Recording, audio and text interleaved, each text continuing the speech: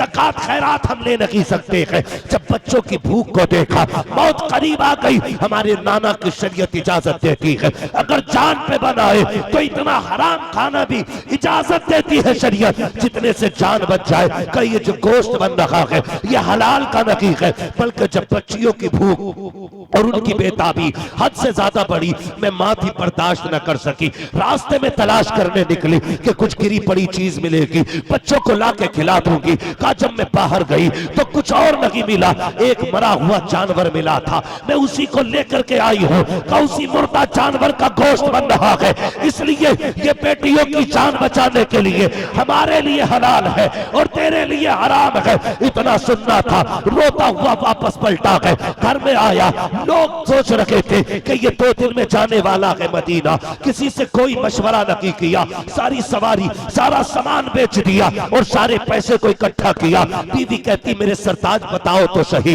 ये मदीने जाने की तैयारियां थी, सवारी तक बेच डाली है, इरादा क्या है? कहते मेरी शरीक हयात क्या बताऊं, अब मैं मदीने नहीं जा रहा हूं। बीवी ने कहा मेरे सरताज ये जमाना क्या कहेगा, ये दुनिया क्या कहेगी? कहा मुझे दुनिया की फिक्र नहीं है, मुझे तो मदीने वाले की फिक्र लग गई। दीवाना था, ठान ली हुजूर के मदीने जाना है। जितना सामान था ना उसने बेच के ना, बगदाद की जमीन का रहने वाला था, सामान्य सफर तैयार किया, सामान्य सफर तैयार किया, यानी सवारी खरीदी और रखते सफर जो भी जरूरी थी चीजें खरीद ली और तारीख भी मुकर्रर हो गई, मंजूरी हो गई। तो आलिम साहब के पास जाके कहने लगा हज़रत जी मदीने जा रहा हूँ, कोई नसीहत फरमा दे। उन्होंने कहा जा तो रहा है हुजूर के मदीने, लेकिन वहां जाने से पहले एक काम कर जाना। कहा क्या? कहा अपनी बस्ती के लोगों से माफी मांग के जाना, कहीं किसी का दिल दुखा के हुजूर के शहर न जाना। बहुत बड़ी बात कही। हम तो उलमा से मशवरा ही नहीं लेते ना, हम तो सोचते इन्हें क्या आता है 5 वक्त की नमाज पढ़ाना, क्या आता है इन्हें 4 नाते, इसे क्या आता है थोड़ी देर माइक पे बोल लेना। नहीं, उलमा से मशवरे लिया करो। कहने लगा हज़रत जी मेरी तमन्ना है कि मैं पूरे शहर को खाना खिलाऊं, आपकी क्या राय है? कहने लगे यार खाना खिला या मत खिला, जाने से पहले सबसे माफी मांग ले, कहीं किसी का दिल टूटा हुआ ना रह जाए।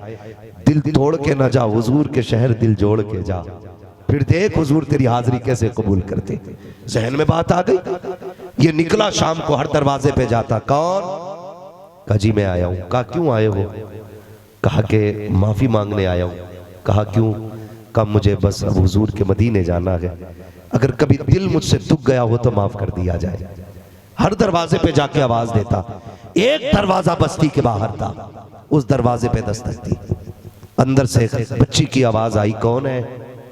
कहा नाम बताया। क्यों आए हो? कहा कि कोई खता हो गई हो तो माफ कर दिया जाए, कोई खता हो गई हो तो माफ कर दिया जाए। अंदर से बच्ची ने कहा किसको दिल दुखाया होगा, हमारे घर में तो कोई मर्द ही नहीं है। कहा क्यों? कहा कि जब सादात का कत्लेआम किया गया ना तो हमारे घर में एक ही मर्द था, उनको भी कत्ल कर दिया गया। सिर्फ बच्चियां हैं और एक खातून है, कोई और नहीं है, जा वापस चला जा। अल्लाह अकबर। जब इतना सुना ना कदम रुक गए। कहने लगे सादात के घराने से हो? कहा हाँ। बस जब इतना सुनना था वापस चलने लगा। जब वापस आया ना तो फिर अंदर से गोश्त खा के पकने की खुशबू आई, गोश्त पकने की खुशबू आई। अब चूंकि हम सुन्नी लोग हैं, बरेलवी लोग हैं, तो हमें सैयदों से बड़ा प्यार है, हम सैयदों से बड़ा प्यार करते हैं, इसलिए कि आला हजरत ने हमें सिखाया। उन्होंने कहा था कैसे आकाओं का बंदा हो रजा, बोल बाले मेरी सरकारों के, और उन्होंने हाथ उठा के कहा था दो जहां में खातिमे आले रसूलुल्लाह कर, हजरत आले रसूल मुक्तदा के वास्ते।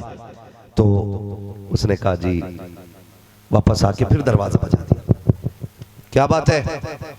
कहा थोड़ा सा खाना खिला दिया जाए, खाना खिला दिया जाए, ये सैयदों के घर का खाना है, अगर एक लुकमा भी मिल गया ना तो जिस्म में बरकत आ जाएगी। जैसी इतनी बात कही ना, अंदर से बच्ची के रोने की आवाज आई। उसने कहा नादान ये ना खा। कहा क्यों? कहा ये जो खाना बन रहा है ना ये तेरे लिए हराम है, हमारे लिए हलाल है। क्या कहा? तेरे लिए हराम है और हमारे लिए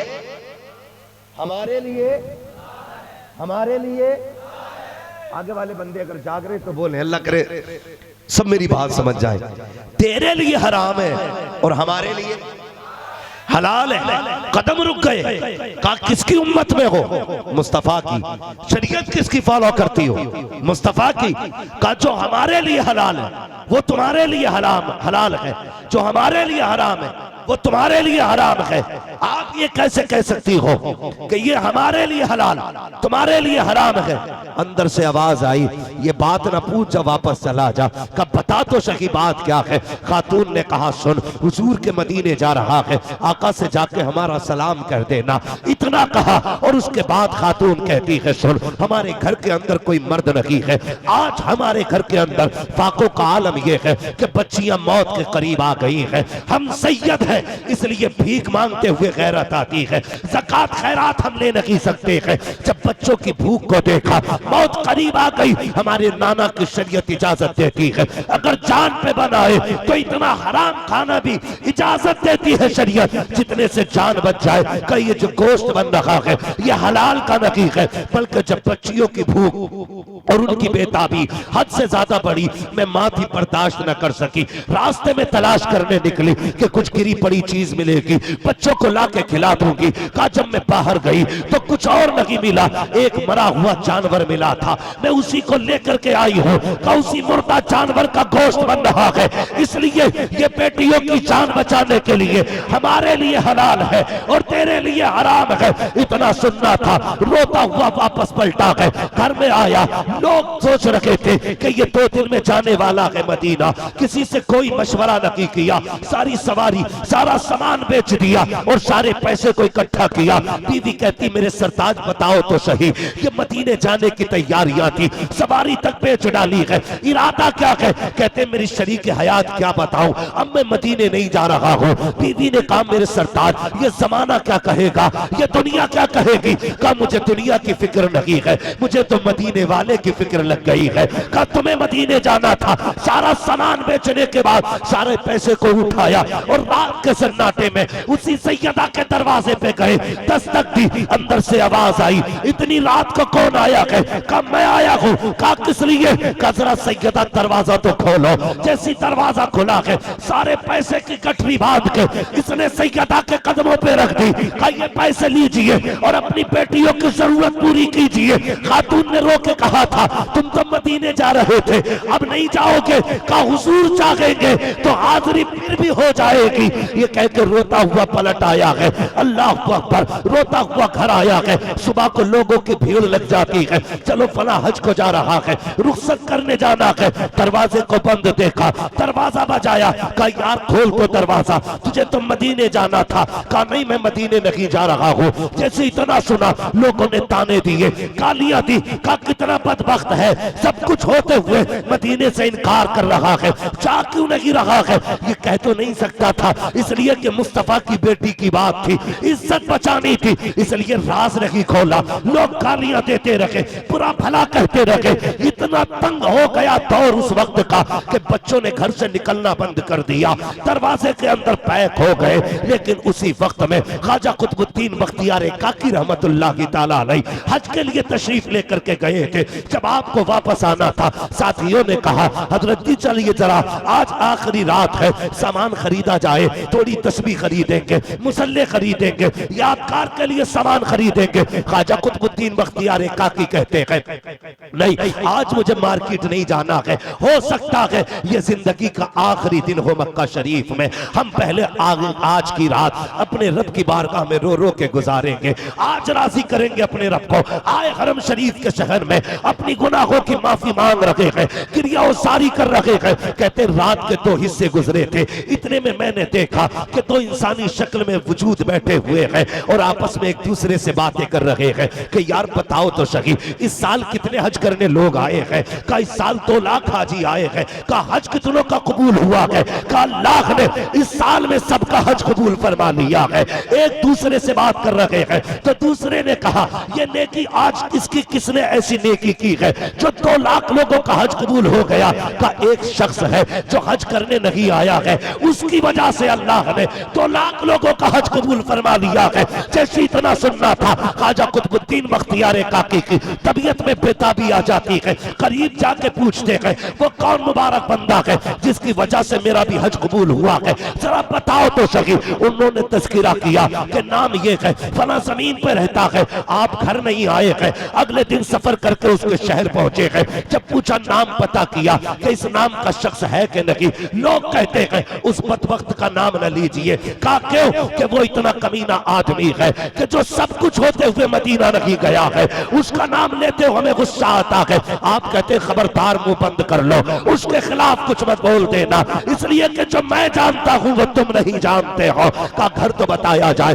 जैसी दरवाजे पे पहुंचे हैं, दस्तक दी, आवाज आई कौन है? का मैं ख्वाजा कुतुबुद्दीन बख्तियार काकी हूं। का किस लिए आए हो? का तुझसे मुलाकात करने के लिए आया हो। का जनाब मैं दरवाजा नहीं खोलूंगा। का क्योंकि लोगों के ताने मिलते हैं, गालियां मिलती है, बर्दाश्त की ताकत नहीं है। आप कहते खोल तो सकी, मैं अकेला तुझसे मिलूंगा। अंदर तशरीफ लेकर के गए, सीने से लगा कर रोने लग जाते हैं। कहते यार मैं तेरा शुक्रिया अदा करने आया हूँ। कहा किस लिए? कहा तेरी वजह से अल्लाह ने इस साल के सारे हाजियों का हज कबूल फरमा लिया। नाराए तकबीर, नाराए रिसालत, उर्से मुक़द्दस, उर्से रहमत शाह बाबा, गरीब नमाज कॉन्फ्रेंस, मुफ्ती हम्माद रजा मुरादाबादी, नाराए तकबीर। रो दिए कि तेरी वजह से मेरा भी हज कबूल हुआ है। वो चीख निकल गई। उसने कहा हुजूर पहले से ही लोगों के ताने नहीं सुने जाते, ये बात बाहर न कह देना वरना लोग जीने नहीं देंगे, जीने नहीं देंगे। फरमाने लगे बात सच्ची है, अल्लाह ने तेरे सदक़े में सबका हज कबूल किया है। फरमाने लगे यार वो नेकी तो बता जो तूने की है, वो नेकी बता जो तूने की है। उसने कहा हुजूर मेरा भी इरादा था जाने का, लेकिन जब मैंने सैयदा के घर के फाके देखे ना, मैंने सारा सामान बेच के उसकी बेटियों की जरूरत के लिए दे दिया, और इस ख्याल से दे दिया अगर मैं हुजूर की बेटी को रोता हुआ छोड़ के चला गया और मैं हुजूर के रोजे पे पहुंच के सलाम करूंगा, अगर अंदर से आवाज आ गई मेरी बेटी को रोता हुआ छोड़ के आया है, मुझे तेरे सलाम की जरूरत नहीं है, तो मैं तो जीते जी मर जाता। हुजूर की बेटी को रोता हुआ छोड़ के हुजूर के रोजे पे जाने का मतलब क्या था? उसने कहा मैंने अपना सब कुछ कुर्बान कर दिया। कहते मुबारक है मेरी तरफ से तुझे, तेरी वजह से हज कबूल हुआ है। ये कह के आप निकल गए, मगर जब ये दीवाना बिस्तर पे लेटा ना करवटें बदलता रहा। क्या वो सच है जो कुतुबुद्दीन बख्तियार काकी ने कहा? क्या ये सच है हुजूर ने मेरी हाजिरी यहीं से कबूल फरमा ली? क्या ये बात सच्ची है? ये कहते रोते रोते आंख लग गई। अभी आंख लगी थी कि इतने में मदीने से बादल उठा और इसके घर में झमाझम बरसना शुरू हो जाता है। पहले बादल का टुकड़ा आया नजफ अशरफ से, उससे एक जात निकली, चेहरे से नूर निकल रहा था। दूसरा टुकड़ा मदीने से आया, उससे एक जात निकली, जमाना रोशन हो गया। जैसी उठ के देखा मदीने वाले मुस्तफा मुस्कुरा रहे थे। कहते परेशान क्यों होता है? तूने हमारी बेटी पर जो एहसान किया है हम बदला देने आए हैं। सोन जो पैसे लगा करके मदीना गए थे वो मजार देख के आए हैं। तूने बेटी की जरूरत पूरी की है, हम तुझे चेहरा दिखाने मदीने से चले आए। वाह वाह वाह वाह वाह, वल्लाह वो सुन लेंगे।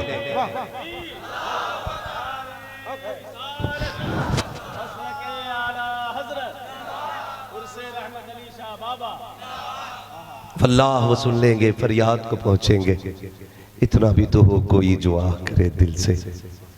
वो लोगों मैं आज भी दावे के साथ कहता हूँ कसम खुदा की, जितना हुजूर ने उम्मत से प्यार किया है ना, कोई माँ अपने बेटे से प्यार नहीं कर सकती, कोई बाप अपने बेटे से प्यार नहीं कर सकता, कोई माँ अपनी औलाद के लिए इतना नहीं रो सकती है पूरी जिंदगी में जितने मेरे नबी रोए हैं उम्मत के लिए, जितने मेरे हुजूर रोए हैं। और खुदा की कसम वो मोहसिन कायनात, वो मोहसिन कायनात जिसके कदमों ने जमीन को पाक किया, जिसकी सांसों ने हवाओं को पाक किया, जिसकी खुशबू ने दिमागों को मुअत्तर करके पाक कर डाला, इतनी बड़ी जात, हमें बहुत कुछ मेरे नबी ने दिया, यहाँ तक कि माँ की गोद से लेकर के कब्र तक जाने जिंदगी गुजारने का पूरा तरीका हुजूर ने दिया। आज तकलीफ होती है। डॉक्टर इकबाल ने कहा था, गालिबन तेरे दामन में है किस लालो जवाहर की कमी, तू किसी और के दामन की तरफ क्यों देखे। लोग तरक्की की बात करते हुए कहते नहीं नहीं जी, अब मौलाना ये फैशन पुराना हो गया कुर्ते पजामे का, अब जो फैशन चल रहा है ना वो देखो अमेरिका के लोग क्या पहन रहे हैं, लंदन के लोग क्या पहन रहे हैं। मैं बड़ी से बड़ी कसम उठा के ये कह सकता हूँ, ना लंदन ना फ्रांस ना अमेरिका के तरीके में इज्जत है। आज भी अगर इज्जत है तो मुस्तफ़ा जाने रहमत के तरीके में इज्जत है। और ये बात याद रख लेना, जमाने को पलट के वहीं आना है जहां से निजामे मुस्तफ़ा शुरू होता है। ये याद रखिए, वहीं पलट के आना जमाने को। पैंटों के कितने ढंग चले, यहां से फटती थी, यहां से फटती थी, यहां से फटती थी, सारे लोगों ने पहने ना। आज पलट के फिर सारे कुर्ते पजामे पे आ गए, सारे कुर्ते पजामे पे आ गए। भले ही फैशन के नाम पे लौटे हों, लेकिन आए फिर भी कुर्ते पजामे पे। किसी भी भले आदमी से पूछो सबसे सुकून वाला लिबास कौन सा, तो वो कहता कुर्ता पजामा है। ये सब जानते हैं, पैसे वाले गरीब अमीर सबको पता है, सुकून मुस्तफ़ा की सुन्नत में रखा गया है, हुजूर के तरीके में सुकून रखा गया है, हुजूर के तरीके में। पूरा सबक दिया मेरे महबूब ने, रिश्ते कैसे गुजारने चलाने ये भी हुजूर ने बताया। आखिरी बात कर जाऊं मेरे